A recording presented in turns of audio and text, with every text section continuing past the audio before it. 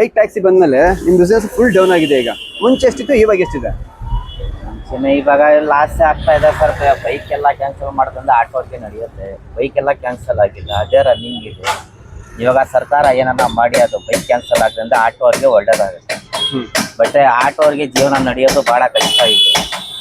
ಯಾಕೆಂದ್ರೆ ಡೈಲಿ 1000 ರೂಪಾಯಿ ಸಂಪಾದನೆ ಆಗ್ತಾನಲ್ಲ, ಅದ್ರಲ್ಲಿ ಗ್ಯಾಸು, ಕಲೆಕ್ಷನ್ನು, ಶೆಡ್ಗೆ, ನಾಷ್ಟ, ಮಧ್ಯಾಹ್ನ ಊಟ ಎಲ್ಲ ಮಾಡೋದಕ್ಕೆ ಏನು ಸಾಯಂಕಾಲ ಹೋಗೋದವ್ರಿಗೆ 300-400 ರೂಪಾಯಿ ಸಿಗುತ್ತೆ.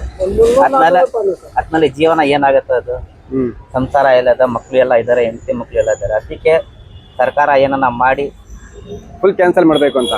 ಫುಲ್ ಕ್ಯಾನ್ಸಲ್ ಮಾಡ್ತೇವೆ, ಬೈಕ್ಗೆ ಒಳ್ಳೇದಾಗತ್ತೆ ನಮ್ಗೆ. ಅಲ್ಲ, ಬೈಕ್ ಅಂತ ಹೇಳಿದ್ರೆ ಕೆಲವರು ಕೇವಲ ಈಗ ಒಬ್ಬೊಬ್ರು ಹೋಗೋದು ಬೈಕಲ್ಲೇ. ನಿಮ್ಮ ಆಟೋದಲ್ಲಿ 2-3 ಬೇಕು ಅಂದ್ರೆ ಲೇಡೀಸ್ಗಳು ಮತ್ತೆ 2-3 ಜನ ಇದ್ರೆ ಆ ಆಟೋನೇ ಪ್ರಿಫರ್ ಮಾಡೋದು. ಮತ್ತೆ ನಿಮಗೆ ಹೆಂಗೆ ಲಾಸ್ ಆಗುತ್ತೆ ಅಂತ? ಬೈಕು ಇವಾಗ ಒಬ್ರಿಗೆ ಪಲ್ಸರಿ ಏನ್ ಮಾಡ್ತಾ ಇದ್ದಾರೆ, ಆಟೋನಲ್ಲಿ ಹೋಗೋದವ್ರನ್ನ ಬೈಕ್ ನಲ್ಲಿ ಹೋಗ್ತಾ ಇದ್ದಾರೆ, ಕಾರ್ನಲ್ಲಿ ಕ್ಯಾಬ್ನಲ್ಲಿ ಹೋಗೋದವರು ಬೈಕ್ ನಲ್ಲಿ ಹೋಗ್ತಾ ಇದ್ದಾರೆ. ಅದ್ನಲ್ಲಿ ಏನಾಗ್ತದೆ, ಬೈಕ್ ಕಮ್ಮಿ ರೈಟು, ಆಟೋಗೆ ಮಿನಿಮಮ್ ಇದು ಮಾಡಿದ್ದಾರೆ 18 ರೂಪಾಯಿ ಮಿನಿಮಮ್. ಬೈಕ್ ನಲ್ಲಿ ಎಷ್ಟು ಕೊಡ್ತಾ ಇದಾರೆ ಅವರು? ಜನ ಏನಕ್ಕೆ ಇಷ್ಟಪಡ್ತಾರೆ? ಅದು ಬೈಕೆ ಇಷ್ಟಪಡೋದು ಕಮ್ಮಿ ಅಮೌಂಟ್ ಅಂತ ಹೇಳಿ. ಏನನ್ನ ಬ್ಲಾಕ್ ಬೋರ್ಡ್ ಹಂಗ್ ಕೊಡ್ತಾರೆ. ಬೈಕ್ಗೆ 8 ರೂಪಾಯಿ 10 ರೂಪಾಯಿ ಒಳಗಡೆನೆ ಕೊಡ್ತಾರೆ ಕಿಲೋಮೀಟರ್. ಆಟೋಗೆ ಎಷ್ಟು 18 ರೂಪಾಯಿ ನೋಡ್ತಾರೆ, 10 ರೂಪಾಯಿ ನೋಡ್ತಾರೆ. ಮತ್ತೆ ನೀವ್ ಹೇಳಿ.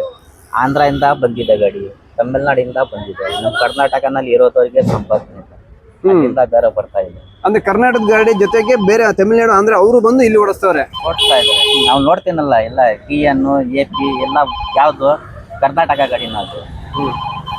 ಬಟ್ ಏನೋ ಸರ್ಕಾರ ಆದ್ಮೇಲೆ ಟ್ಯಾಕ್ಸ್ ಮಾಡಿ ಆಟೋರ್ಗೆ ಒಳ್ಳೇದ್ ಮಾಡ್ದಂದ್ರೆ ಒಳ್ಳೇದಾಗತ್ತೆ.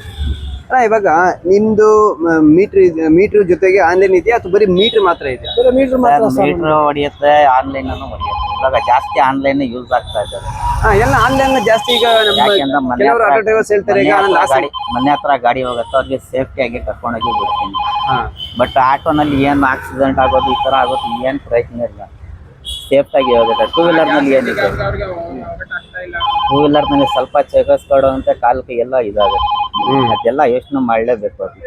ನಿಮ್ದು ಹಗ್ಲಾಗ್ಲಿ ರಾತ್ರಿ ಆಗ್ಲಿ ನೀವು ಸರ್ವಿಸ್ ಕೊಡ್ತೀರಾ ಅವರಿಗೆ. ಅದ್ರಲ್ಲಿ ಬೈಕ್ ಟ್ಯಾಕ್ಸಲ್ಲಿ ನೈಟ್ ಕೊಡಕ್ಕಾಗಲ್ಲ, ಮತ್ತೆ ಸೇಫ್ಟಿ ಕೂಡ ಪ್ರಾಬ್ಲಮ್ ಇದೆ. ಅದು ಇನ್ನೊಂದು ಆನ್ಲೈನ್ ಮಾಡಿದ್ರೆ ಪ್ರಾಫಿಟ್ ಇದೆ ಅಂತ ಕೆಲವು ಆಟೋ ಡ್ರೈವರ್ಸ್ ಕೂಡ ಹೇಳ್ತಾರೆ. ಈಗ ನೀವು ಬರೀ ಮೀಟರ್ ಹಾಕ್ತಿದ್ದಾರೆ, ಅದು ವರ್ಕೌಟ್ ಆಗಲ್ಲ, ಜನ ಸ್ಟ್ಯಾಂಡಿಗೆ ಬರಲ್ಲ, ಮನೆ ಬಡ್ಡಿಗೆ ಬೇಕು.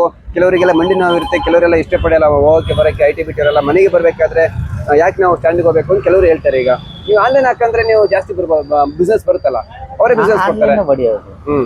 ಬಟ್ ಆನ್ಲೈನ್ ಇವಾಗಿಂದ ಇಲ್ಲ, ಯಾವಾಗ ಆನ್ಲೈನ್ ಬಿಟ್ಟಿದ್ದಾರೆ ಯಾವಾಗ ಮೀಟರ್ ಯಾರು ಹಾಕ್ತಾನಲ್ಲ, ಮೀಟರ್ ಯಾರು ಹಾಕ್ತಾ ಇದಾರೆ? ಯಾರು ಹಾಕ್ತಾ ಇರಲ್ಲ, ಬರೀ ಆನ್ಲೈನ್ ಬುಕ್ ಮಾಡ್ತಾರೆ, ಮೊಬೈಲ್ ಅಲ್ಲಿ ಬುಕ್ ಮಾಡ್ತಾರ. ಮನೆ ಹತ್ರ ಸೇಫ್ಟಿಯಾಗಿ ಗಾಡಿ ಆಗುತ್ತೆ, ಸೇಫ್ಟಿಯಾಗಿ ಬರ್ತಾರೆ ಅವರು. ಅವ್ನ ಲೊಕೇಶನ್ ಹಂಗೆ ಮಾಡ್ಕೊಂಡ್ಬಿಟ್ಟು ಅಂದ್ರೆ ನಾವು ಸೇಫ್ಟಿಯಾಗಿ ಲೊಕೇಶನ್ ಹತ್ರ ಬಿಟ್ಬಿಡ್ತೀವಿ ನಾವು. ಮುಂಚೆ ನಿಮಗೆ ಬಿಸ್ನೆಸ್ ಎಷ್ಟು ಬರ್ತೈತೆ, ಇವಾಗ ಎಷ್ಟು ಬಿಸ್ನೆಸ್ ಬರ್ತೈತೆ? ಇಲ್ಲ ಸರ್, ಮುಂಚೆಯಿಂದನೇ ಇವಾಗೂ ಅಷ್ಟೇ ಸರ್. ಮುಂಚೆನೆ ಇವಾಗ ಕಮ್ಮಿ ಆಗಿದೆ, ಗ್ಯಾಸ್ ರೇಟ್ ಬೇರೆ ಜಾಸ್ತಿ ಆಗಿದೆ. ಇವಾಗ ಏನು 67 ರೂಪಾಯಿ ಆಗಿದೆ. ಮುಂಚೆ 100 ರೂಪಾಯಿ ಆಗ್ತಾ ಇತ್ತು, ಅವಾಗ ಏನ್ 100 ರೂಪಾಯಿನ ಸಿಗ್ತಾ ಇದ್ದಲ್ಲ.